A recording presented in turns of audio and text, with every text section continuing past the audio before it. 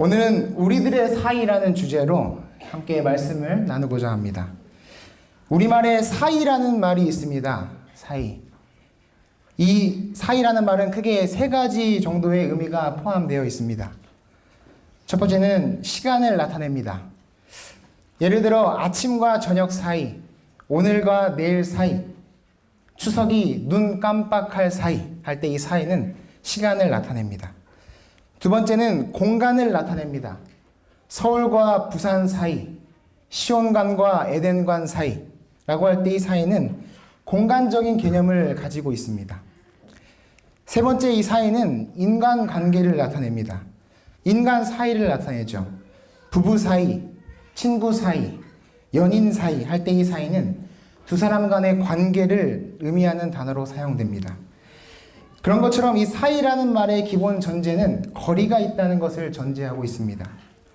이처럼 우리는 세상을 살아가면서 여러 가지 사이 속에 살아갑니다.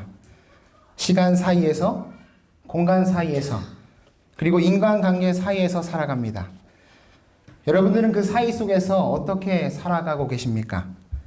오늘 본문에는 이 사이와 예수님이 나옵니다. 함께 누가복음 17장을 펴서 읽도록 하겠습니다. 누가복음 17장 11절부터 14절 말씀입니다. 제가 홀수절을 읽고 여러분이 짝수절을 읽어주시면 감사하겠습니다.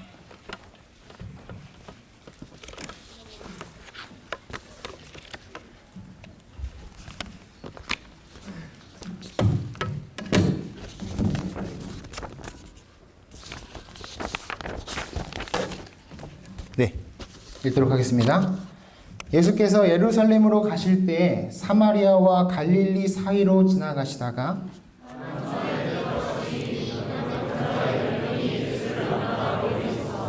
소리를 높여 가로되 예수 선생님이여 우리를 긍휼히 여기소서 하거늘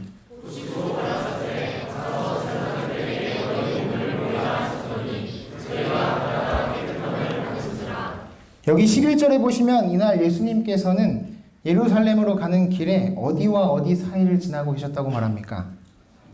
사마리아와 갈릴리 사이를 지나가셨다라고 이야기합니다.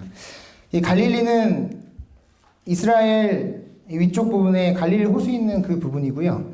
그 바로 밑에 지역이 이제 사마리아라고 불리는 지역입니다. 그런데 예수님께서 갈릴리 지역 쪽에 계시다가 이 예루살렘으로 내려가실 때 저 갈릴리와 사마리아 사이를 지나고 계셨다고 말하고 있습니다.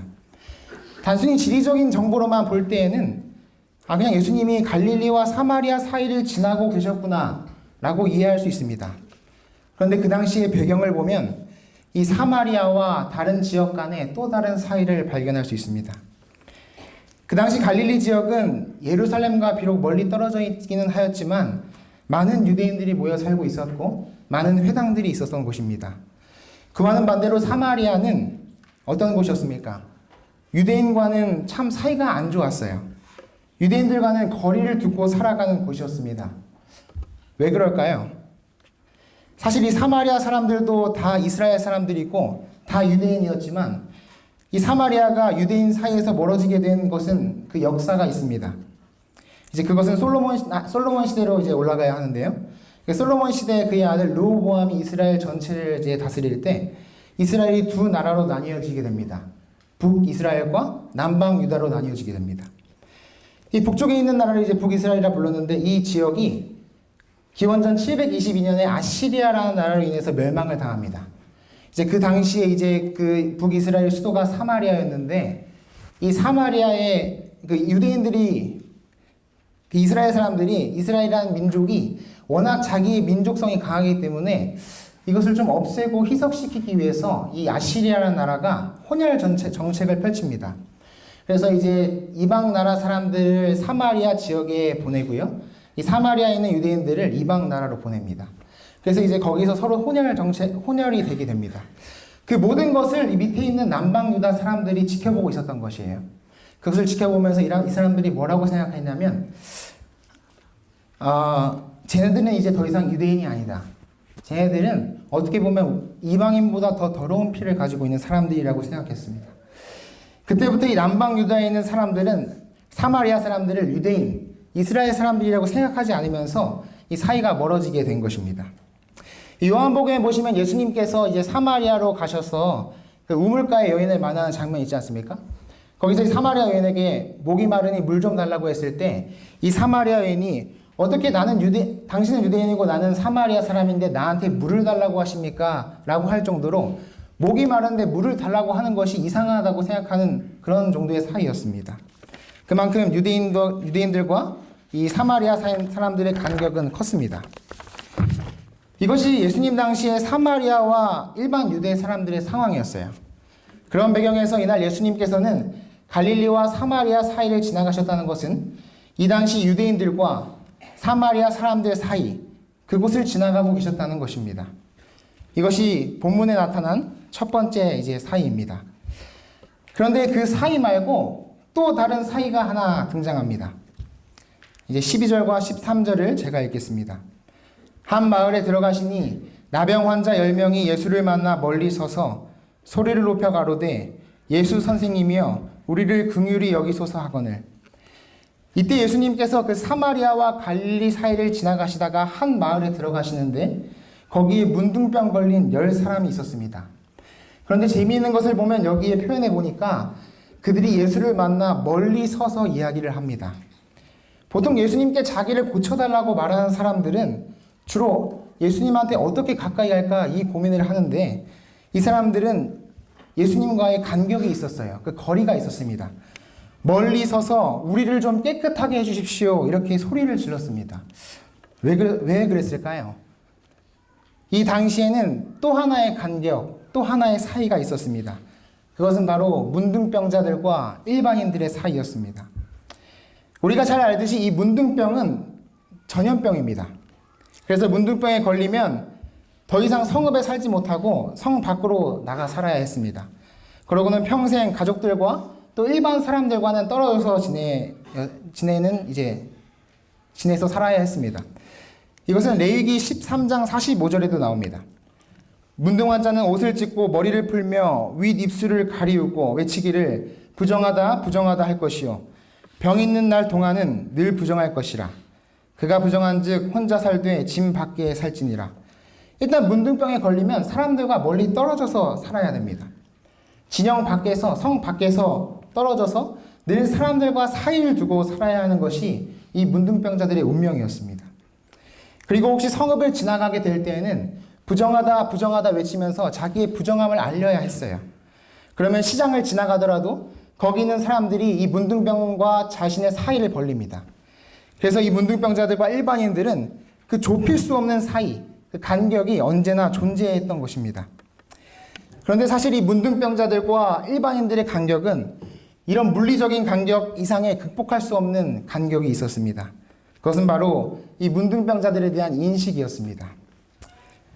그 당시 유대인들은 이 문둥병이 하나님의 저주라고 생각했습니다. 그들의 죄 때문에 일어난 질병이라고 생각했어요.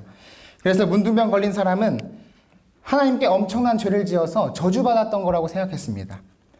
그래서 단순히 물리적으로 너의 질병이 가까이 있으면 나한테 옮겨 이것이 아니라 너는 우리들과 달라. 너희들은 하나님으로부터 버림받은 사람들이야 라는 생각이 이 일반인들과 이 문둥병자들의 사이와 간격을 낸 것입니다. 이러한 간격이 이날 예수님 앞에 그대로 벌어진 것입니다. 이게 상역적이 좁아가지고 잘 안 넘어가네요. 네. 이러한 간격이 이제 예수님 앞에서 벌어진 것입니다.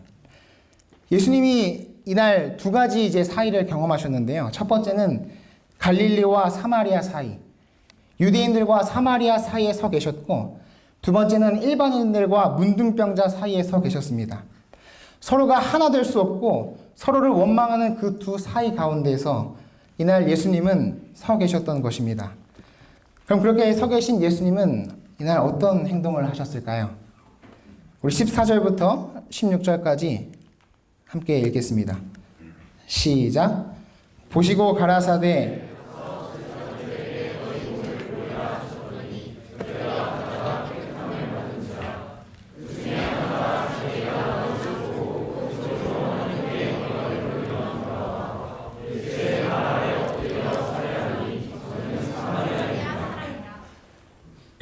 예수님은 이날 첫 번째로 문둥병자들과 일반인들의 사이를 없애셨습니다. 문둥병자들을 깨끗하게 하심으로 문둥병자들과 일반인들의 그 간격을 없애셨어요. 사람들과 가까이 할 수 없고 늘 부정하다 부정하다 외쳐야 할 그 문둥병자들을 고치심으로 일반인들과 그 문둥병자 사이에서 그 허물을 수 없는 그 장벽을 이날 예수님께서 무너뜨리신 것입니다. 너희들이나 일반인들이나 문둥병자들이나 모두가 다 하나님의 사랑스러운 자녀라는 것을 이날 예수님께서는 선포하신 것입니다. 문둥병자들은 유대인 안에 들어올 수 없는 사람들이었어요. 그런데 그들을 고침으로 그 좁힐 수 없는 간격을 이날 예수님을 통해서 하나로 연합되고 그 사이를 없애시고 이 둘을 하나로 만드신 것이 예수님이 하신 일이었습니다. 뿐만 아니라 여기 16절에 보시면 그 중에 한 사람이 자기의 깨끗하게 된 것을 보고 예수의 발 아래 와서 엎드려 감사를 드렸는데 그 사람이 누구입니까? 사마리아 사람이었습니다. 아까도 말씀드렸듯이 사마리아 사람은 유대인들과 함께 할 수 없는 사람이었습니다. 그런데 이날 병 고침을 통해서 이 사마리아 사람은 예수님 발 앞에 와서 그들이 믿는 하나님께 감사와 찬양을 드리며 유대인과 사마리아 사이가 하나가 되는 것을 보이게 되는 것입니다. 뿐만 아니었습니다. 더 나아가서 예수님께서는 이 사마리아인에게 이렇게 말씀하십니다. 내 믿음이 너를 구원하였다. 내 믿음이 너를 구원하였다. 이 말씀을 통해서 결국 이날 예수님은 유대인과 사마리아의 사이, 문둥병자와 일반인들의 사이, 그리고 더 나아가 하늘과 땅 사이를 없애셨습니다. 죄 있는 죄인이 도저히 하나님 앞에 나아갈 수 없고 구원받을 수 없는 이 죄인이 이날 예수님을 통해서 구원을 경험하게 된 것입니다. 이처럼 예수님은 이 땅에 오셔서 하신 일들을 가만히 살펴보면 사이를 없애시고 둘을 하나 되게 하신 일을 하셨던 것 같습니다. 성경은 우리와 하나님 사이를 낸 것을 죄라고 말합니다. 오직 너희 죄악이 너희와 너희 하나님 사이를 내었고 너희 죄가 그 얼굴을 가리워서 너희를 듣지 않으시게 함이니. 여기 보니까 우리와 하나님 사이를 낸 것이 있는데 그것을 죄라고 이야기합니다. 우리의 죄악이 하나님과 인간의 사이를 냈다는 것입니다. 이 죄는 인간과 하나님 사이를 내었어요. 그런데 그 사이를 누가 없애셨다고 성경은 말합니까? 예수님께서 자신의 피로 하나님과 우리 사이를 없애셨습니다. 이것이 예수님의 십자가가 하신 일입니다. 하늘과 땅을 예수님의 십자가로 연결시키십니다. 우리는 죄인이기 때문에 하나님 앞에 나아갈 수 없는 존재였지만 예수님께서 그 사이를 없애시고 우리가 하나님께 나아갈 수 있도록 성경은 이야기합니다. 그렇다면 오늘 우리의 삶은 어떻습니까? 그렇게 사이를 없애고 둘 사이에 담을 헐고 서로가 하나 되기를, 연합되기를 원하셨던 예수님이시지만 과연 그 예수를 믿고 사는 우리는 그 사이에 서서 얼마나 그 사이의 연합을 위해서 기도하고 노력하고 있습니까? 여러분, 세월이 갈수록 교회와 세상은 점점 멀어지는 것 같습니다. 세상은 교회를 욕하고 교회는 세상을 멀리합니다. 안식일 교회와 일요일 교회 사이는 점점 멀어지는 것 같고요. 사회적으로 보면 보수와 진보는 점점 더 멀어지는 것 같습니다. 젊은이들과 나이 드신 어른들과 사이, 서울과 시골의 사이, 가진 자와 못 가진 자의 사이는 시간이 갈수록 점점 더 벌어지게 되는 것을 우리는 보게 됩니다. 그러면 과연 이 세상 속에 살아가는 우리 그리스도인으로서 우리는 어떠한 일을 해야 할까요? 점점 사이가 벌어지고 간격이 벌어지고 그래서 점점 불화가 거세지는 이 사회 속에서 예수를 믿는 우리는 어떤 일을 해야 할까요? 여러분, 우리도 사이 속에서 살아갑니다.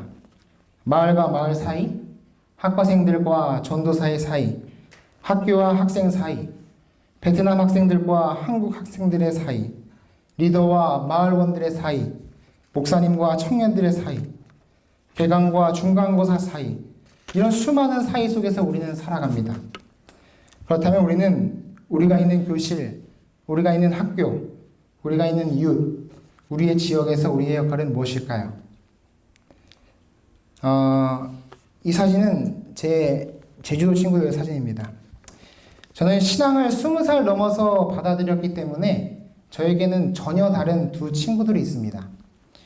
제주도의 친구들은 신앙과 전혀 상관없는 친구들입니다.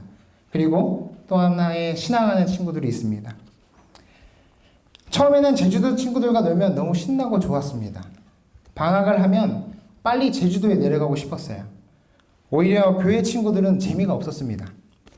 그런데 제가 점점 신앙을 하면서 제주도 친구들과 있는 것이 불편하기 시작했습니다. 나는 신앙을 하고 싶은데, 나는 말씀을 지키고 싶은데, 영적인 것을 유지하고 싶은데, 그 친구들을 만나면 항상 하는 소리가, 야, 술 마시러 가자. 야, 돼지갈비 먹으러 가자. 야, 해산물 짬뽕이 기가 막힌 곳이 있는데 한번 가자. 라는 것이었어요. 제가 할 수 없는 것들을, 아니, 하면 안 되는 것들을 이 친구들은 저한테 계속 요구하는 거예요. 평소처럼요. 그때까지는 저는 이 친구들이 나의 신앙을 방해한다고 생각했습니다. 저는 이 친구들이 나와 예수님 사이를 멀어지게 만든다고 생각했어요. 그래서 피했습니다. 구분되었어요. 사이를 일부러 벌렸습니다. 제주도 가서 연락도 안 하고요. 연락도 받지 않았습니다. 그들과 나는 다르다고 생각했어요. 그게 나의 신앙을 지키기 위해서 최선이라고 생각했습니다. 그렇게 사이를 벌리고 꽤 많은 시간이 지났습니다. 그러던 어느 날 제주도의 친구가 큰 사고로 다쳤다고 연락을 받았습니다. 오토바이를 타고 가다가 사고가 나서 생사를 오가는 상황이었다는 것입니다. 겨우 수술을 하였지만 의식이 돌아오지 않은 상태였다고 해요. 그날 친구를 만나러 갔습니다. 그리고 그 친구를 보고 돌아오는데 눈물이 그치지 않았습니다. 이런 기도를 했던 것 같아요. 하나님 어쩌죠? 하나님을 믿는다고 성경, 구속의 역사를 읽으면서 살아가고 있습니다. 교회 꼬박꼬박 잘 나가고 지금은 평생 하나님 일하겠다고 신학과에 와서 성경 배우고 있습니다. 그런데 지금은 제 자신이 너무 싫습니다. 제가 너무 이기적인 놈 같아요. 저 신앙하겠다고 하나님 이야기 들어보지 못한 저 친구들과 사이를 벌리고 피하고 저 친구들이 내 신앙을 방해한다고 생각했습니다. 내 믿음을 지키려고 자꾸만 숨었어요. 하나님의 내 이웃을 사랑하고 친구를 사랑하는 말씀이 그저 교회 안에 있는 친구들, 그 친구들과 사이좋게 지내고 사랑하면 된다고 생각했어요. 그런데 내 이웃과 내 친구들은 하나님 믿는 친구들뿐만 아니라 저기 누워있는 내 친구, 술 마시는 친구, 담배 피는 친구들도 사랑해야 하는데 저는 지금까지 피했습니다. 그 친구를 위해서 기도를 하는데 눈물만 나왔습니다. 그동안 내가 벌렸던 그 사이와 간격을 생각하니 너무 힘들었습니다. 여러분, 예수님은 죄 때문에 갈라진 하나님과 우리 사이를 하나 되게 하기 위해서 이 땅에 오셨습니다. 죄를 모르시는 분이 죄를 짊어지셔야 됐어요. 죄인들과 섞여 사셨습니다. 죽음을 모르시는 분이 죽어야 했습니다. 그렇게 죽으시면서 우리와 하늘 사이를 좁히시고 우리에게 모본을 보이셨는데 우리는 어떻게 살아가고 있습니까? 사실 저는 이 설교를 준비하면서 계속 사이에 대한 생각을 했어요. 목사님이 해보라고 하더라고요. 계속 하루 종일 사이에 대한 생각을 해보라고 하더라고요. 도대체 이 사이는 어디서부터 발생한 걸까? 도대체 이 사이는 왜 생겨난 거지? 라고 하루 종일 생각했습니다. 근데 단상에 올라오기 전까지 생각된 것은 지금까지 이 사이는 어쩌면 내가 혹은 우리가 낸 것이구나 라는 생각을 했습니다. 예수님 보시기에 유대인들과 사마리아는 무슨 차이가 있었겠습니까? 예수님 보시기에 문둥병자들과 일반인들은 도대체 무슨 차이가 있었겠습니까? 예수님 보시기에 술 먹고 담배 피는 사람들과 우리들과 별반 차이 없을 것입니다. 예수님 보시기에 신앙하는 사람들과 하나님을 모르고 살아가는 사람들이 무슨 차이가 있을까요? 예수님 보시기에 그들과 우리는 똑같은 죄인이고 그분의 똑같은 사랑하는 자녀인 것입니다. 그 구분은, 그 사이는 우리가 낸 것이라고 생각합니다. 그래도 문둥병자들보다 일반인들이 낫지, 신앙하는 사람들이 신앙하지 않은 사람들보다 낫지, 공부 잘하는 사람이 낫지 라고 우리가 구분을 짓고 사이를 낸 것이 아닐까요? 오늘 우리는 무엇과 무엇 사이에 놓여 있습니까? 우리는 어떤 사이를 벌리고 있고 반대로 어떤 사이를 좁혀가고 있습니까? 또 우리는 어떻게 그 사이를 좁혀갈 수 있을까요? 사실 솔직히 말해서 저조차도 너무 막연합니다. 설교를 준비하면서도 이 사이를 좁히라는 건 알겠는데, 그게 화목하라는 게 하나님의 뜻이라는 건 알겠는데 현실이 잘 안 돼요. 나와 맞지 않는 친구들이 있으면 그 친구들과 화목하게 지내는 게 참 어렵습니다. 그 친구를 사랑하기가 참 어려워요. 사이를 좁히는 것이 잘 안 됩니다. 이러한 고민을 하고 있을 때 마지막으로 우리의 고민에 힌트를 줄 성경절을 그 다음 성경절에서 발견하게 되었습니다. 누가복음 7장 15절에서 18절입니다.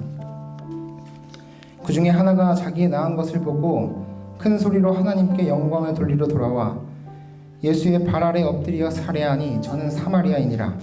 예수께서 대답하여 가라사대 10사람이 다 깨끗함을 받지 아니하였느냐? 그 9은 어디 있느냐? 이 이방인 외에는 하나님께 영광을 돌리러 돌아온 자가 없느냐 하시고, 이날 예수님께로부터 깨끗함을 받기 전에는 이들은 10명이었어요. 다 문둥병자들이었습니다. 그들이 다 예수님 앞에 나왔고 예수님을 통해서 다 깨끗함을 받았어요.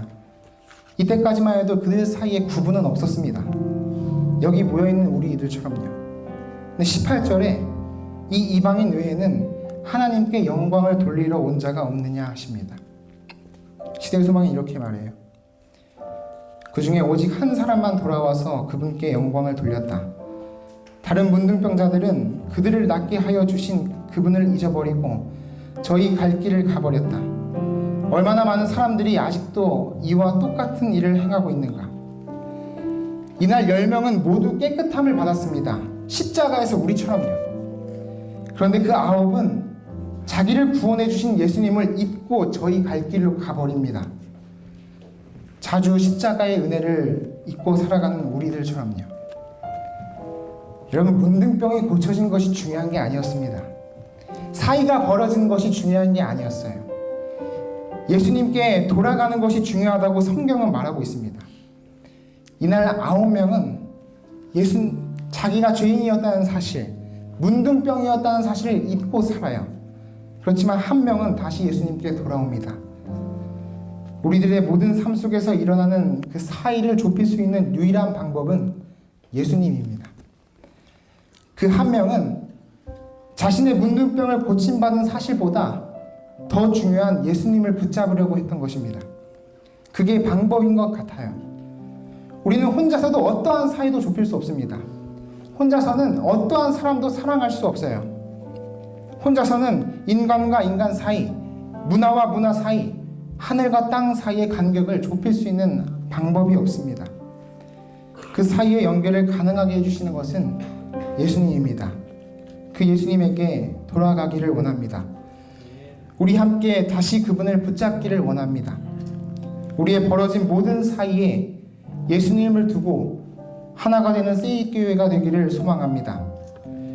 우리 모두가 하늘과 연결된 유일한 희망인 예수님을 한 손으로 붙잡고 다른 한 손은 우리의 이웃들, 우리의 친구들, 우리의 주변 모든 사람들의 손을 잡고 예수님을 통해서 우리 모든 사이가 좁혀지고 하나가 되기를 바랍니다. 하나님과 우리 사이, 우리 자신과 이웃 사이, 이것은 분명히 예수님을 통해서 하나 되어야 합니다.